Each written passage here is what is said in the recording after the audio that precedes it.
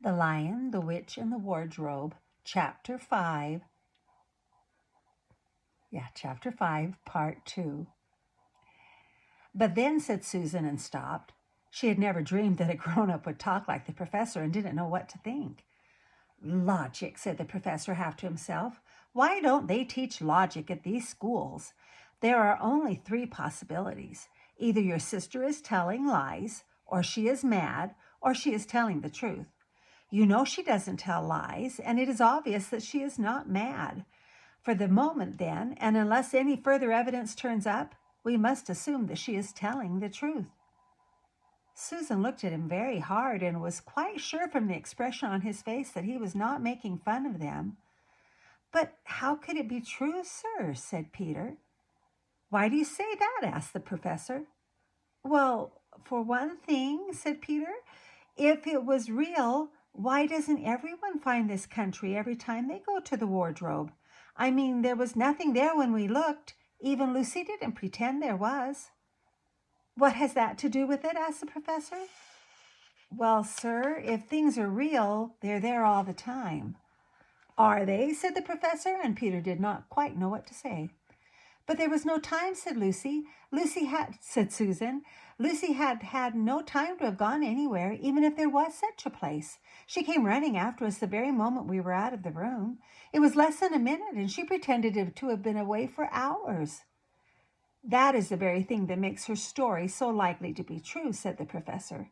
If there really is a door in this house that leads to some other world, and I should warn you that this is a very strange house, and even I know very little about it. If, I say, she had got into another world, I should not be at all surprised to find that that other world had a separate time of its own, so that however long you stayed there, it would never take up any of our time. On the other hand, I don't think many girls of her age would invent that idea for themselves.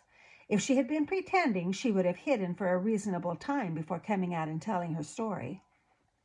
But do you really mean, sir, said Peter, that there could be other worlds all over the place, just around the corner, like that? Nothing is more probable, said the professor, taking off his spectacles and beginning to polish them, while he muttered to himself, I wonder what they do teach them at these schools. But what are we to do? Said Susan. She felt the conversation was beginning to get off the point.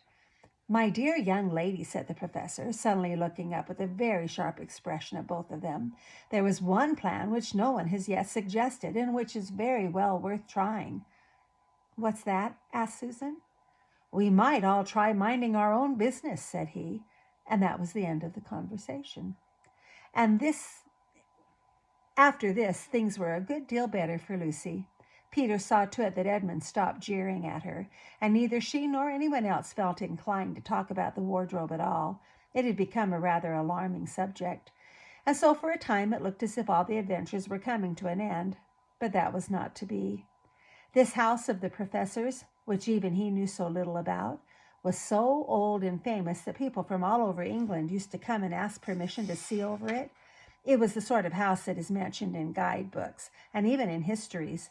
And well it might be, for all manner of stories were told about it, some of them even stranger than the one I am telling you now. And when parties of sightseers arrived and asked to see the house, the professor always gave them permission. And Mrs. Macready, the housekeeper, showed them around, telling them about the pictures and the armor and the rare books in the library. Mrs. Macready was not fond of children and did not like to be interrupted when she was telling visitors all the things she knew. She had said to Susan and Peter almost on the first morning, along with a good many other things, and please remember you to keep out of the way whenever I'm taking a party over the house. Just as if any of them would want to waste half the morning trailing around with a group of strange grown-ups, said Edmund, and the other 3 thought the same. That was how the adventures began for the second time.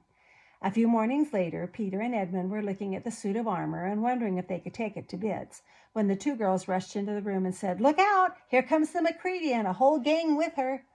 Sharp's the word, said Peter, and all 4 made through the door at the end of the room. But when they had got out into the great room and beyond it into the library, they suddenly heard voices ahead of them and realized that Mrs. Macready must be bringing her party of sightseers up the back stairs instead of up the front stairs as they had expected. And after that, whether it was that they lost their heads, or that Mrs. McCready was trying to catch them, or that some magic in the house had come to life and was chasing them into Narnia, they seemed to find themselves being followed everywhere, until at last Susan said, "Oh, bother those trippers. Here, let's get into the wardrobe room till they have passed.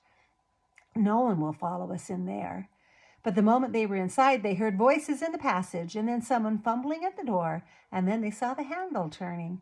"Quick," said Peter, "there's nowhere else," and flung open the wardrobe. All four of them bundled inside it and sat there, panting in the dark. Peter held the door closed but did not shut it, for of course he remembered, as every sensible person does, that you should never shut yourself up in a wardrobe.